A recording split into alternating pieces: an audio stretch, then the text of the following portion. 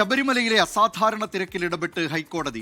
പറഞ്ഞതൊന്നും നടന്നില്ലല്ലോ എന്ന് തിരുവിതാംകൂർ ദേവസ്വം ബോർഡിനോട് കോടതി ചോദിച്ചു. കോർഡിനേഷൻ ഇല്ലല്ലോ എന്നും 6 മാസം മുമ്പ് പണികൾ തുടങ്ങണമായിരുന്നെന്നും കോടതി പറഞ്ഞു. ശബരിമലയിലെ മുന്നൊരുക്കങ്ങൾ ഫലപ്രദമായില്ലെന്ന് ദേവസ്വം ബോർഡ് പ്രസിഡന്റ് കെ ജയകുമാർ 24നോട് പറഞ്ഞു. മുന്നൊരുക്കങ്ങൾ ഒക്ടോബറിൽ പൂർത്തിയാക്കണമായിരുന്നെന്നും കെ ജയകുമാർ പ്രതികരിച്ചു. അത് കോടതി പറയുന്നത് വളരെ ശരി തന്നെയാണ്. വളരെ നേരത്തെ ഇത്രയും വലിയൊരു ഫെസ്റ്റിവലിന്റെ ഒരുക്കങ്ങൾ ആരംഭിച്ച പോലെ പൂർത്തിയാവണമായിരുന്നു. അവിടെ മുന്നൊരുക്കങ്ങൾ എടുത്തിട്ടുണ്ട്, പക്ഷെ ഒന്നും ഫലപ്രദമായില്ല എന്ന് വേണം പറയുന്നത്. കാരണം ആളുകളെ നിയോഗിച്ചു, ആളുകൾ വന്നില്ല. പിന്നെ ചില വർക്കുകളെ ഏർപ്പെടുത്തി, വർക്കുകൾ തീർന്നില്ല. ഒരുക്കങ്ങൾ നടത്തി, ഒരുക്കങ്ങൾ പൂർത്തിയായില്ല. ഒരുക്കങ്ങൾ ആരംഭിച്ചതെല്ലാം പോയത് വഴിയിലൊക്കെ ആയിരിക്കുകയാണ്. അതൊക്കെ ഇപ്പൊ പൂർത്തിയാക്കിക്കൊണ്ടിരിക്കുന്നു. അതുകൊണ്ട് കോടതിയുടെ നിരീക്ഷണങ്ങളെല്ലാം 100% നമുക്ക് ശരിവയ്ക്കേണ്ടതും യോജിക്കേണ്ടതും വിലപ്പെട്ടതുമാണ്. ഇതിന്റെ അർത്ഥം കാര്യങ്ങൾ കൈവിട്ടു പോയി എന്നല്ല. ഭക്തജനങ്ങൾക്ക് ആദ്യ ദിവസങ്ങളിൽ പ്രത്യേകിച്ച് ഇന്നലെ ഉണ്ടായ ബുദ്ധിമുട്ടുകളിൽ ഖേദം പ്രകടിപ്പിക്കുക അല്ലാതെ വേറെ ഒന്നും എനിക്ക് ചെയ്യാനില്ല. ഹൈക്കോടതി പരാമർശങ്ങളുടെ വിശദാംശങ്ങളുമായി കൊച്ചിയിൽ നിന്ന് വിഷ്ണു സുരേഷും പമ്പയിലെ നിലവിലെ സ്ഥിതിഗതികൾ വിവരിക്കാൻ AV ജയശങ്കറും ചേരുകയാണ്. ആദ്യം വിഷ്ണു സുരേഷിലേക്ക്. വിഷ്ണു സുരേഷ്, ഹൈക്കോടതി ഈ കാര്യത്തിൽ ഏകോപനമില്ലായ്മ ചൂണ്ടിക്കാട്ടിയിരിക്കുകയാണ്. ഇന്നലത്തെ അനിയന്ത്രിതമായ തിരക്ക്, ഭയാനകമായ ആ തിരക്ക് അതിൻ്റെ വാർത്തകളൊക്കെ കോടതിയുടെ ശ്രദ്ധയിൽപ്പെട്ടിട്ടുണ്ട്. എന്തൊക്കെയാണ് ഇന്ന് ഹൈക്കോടതി ഇതുമായി ബന്ധപ്പെട്ട് പറഞ്ഞിട്ടുള്ള കാര്യങ്ങൾ?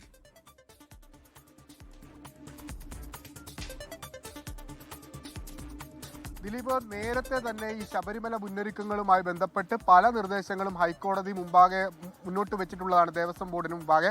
പക്ഷേ അതൊന്നും ഇവിടെ പാലിക്കപ്പെട്ടില്ല. ആ പശ്ചാത്തലത്തിലാണ് കടുത്ത അതൃപ്തിയും കടുത്ത വിമർശനവും ഹൈക്കോടതിയുടെ ഭാഗത്തുനിന്ന് ഉണ്ടായത്. കോടതി തുടങ്ങിയത് തന്നെ ഇങ്ങനെയാണ്, പറഞ്ഞതൊന്നും നടന്നില്ലല്ലോ എന്ന് പറഞ്ഞാണ് ദേവസ്വം ബെഞ്ച് ഇന്ന് ഈ കേസുമായി ബന്ധപ്പെട്ടുള്ള കാര്യങ്ങൾ പരിഗണിച്ചു തുടങ്ങിയത്. ദേവസ്വം ബോർഡിനോട് കാര്യങ്ങൾ ചോദിച്ചപ്പോൾ പ്രശ്നങ്ങൾ പരിഹരിക്കാനുള്ള നടപടികൾ ആരംഭിച്ചു എന്ന മറുപടി മാത്രമാണ് ലഭിച്ചത്.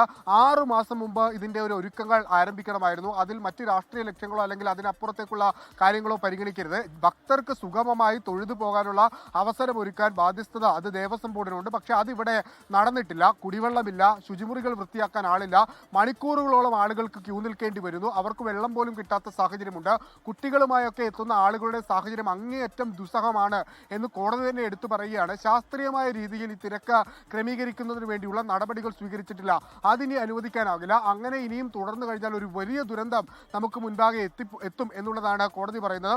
ഒരു പടി കൂടി കടന്ന് കോടതി ഇങ്ങനെ സൂചിപ്പിക്കുന്നു, ഭക്തരെ, അതായത് കുട്ടികളുമായി എത്തുന്ന ഭക്തരെ ഇത്തരത്തിൽ തിരക്കിൽ നിന്ന് മരണത്തിലേക്ക് തള്ളിവിടാനാകില്ല എന്ന് കോടതി പറയുകയാണ്. അതായത് കൃത്യമായ നടപടി ഇനി ഉണ്ടായില്ലെങ്കിൽ കോടതി കൂടുതൽ കടുത്ത നടപടികളിലേക്ക് പോകുമെന്നാണ് ദേവസ്വം ബോർഡിനോട് പറഞ്ഞിരിക്കുന്നത്. ഒരുപക്ഷെ ഇതുവരെ സ്വീകരിച്ചിട്ടുള്ള നടപടികൾ, അതുമായി ബന്ധപ്പെട്ടുള്ള റിപ്പോർട്ടുകളൊക്കെ കോടതിക്ക് മുൻപാകെ സമർപ്പിക്കും. കഴിഞ്ഞ തവണ ഇത്തരത്തിലുള്ള ഒരു തിരക്കിന്റെ പശ്ചാത്തലം ഉയർന്നു വന്ന ഘട്ടത്തിൽ കോടതി തന്നെ ഇടപെട്ട് ചില നിർദ്ദേശങ്ങൾ മുൻപോട്ട് വെച്ചിട്ടുണ്ട്. അതിനുള്ളൊരു സമാനമായ സാഹചര്യവും ഇവിടെയുണ്ട്.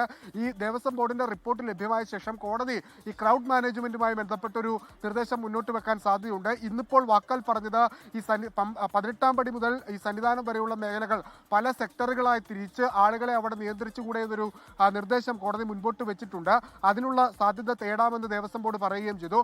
90,000-ഓളം ആളുകളെയാണ് ഒരു ദിവസം അവിടെ അക്കോമഡേറ്റ് ചെയ്യാൻ പറ്റുന്നതെന്ന് ദേവസ്വം ബോർഡ് പറഞ്ഞു. ആളുകളെ ഇങ്ങനെ തിരക്കി തള്ളി അതിനകത്തേക്ക് വിട്ടിട്ട് എന്താണ് കാര്യം എന്ന് കോടതി ചോദിക്കുന്നത്. അതായത് ശാസ്ത്രീയമായ രീതി അവലംബിക്കാതെ ഈ പ്രശ്നം പരിഹരിക്കാനാകില്ല എന്നാണ് കോടതി ആവർത്തിച്ച് പറയുന്നത്. അതിലൊരു നടപടി ഉണ്ടാകും ഈ കോടതിയുടെ നിർദ്ദേശത്തിന്റെ പശ്ചാത്തലത്തിൽ എന്നാണ് പ്രതീക്ഷിക്കുന്നത്.